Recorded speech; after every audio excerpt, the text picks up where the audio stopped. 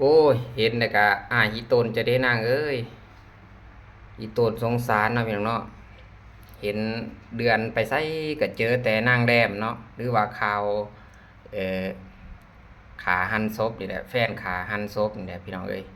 เบิ่งติเบิ่งเล่าเป็นตาหนาสงสารพี่น้องเอ้ย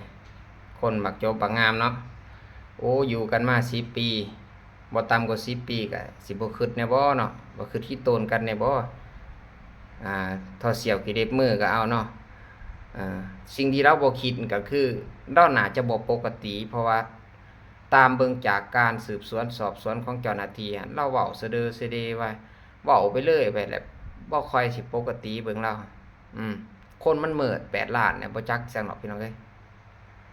จังว่า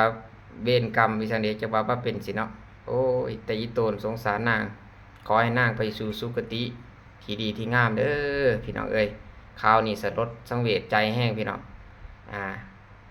หดหูใจพี่น้องเอ้ย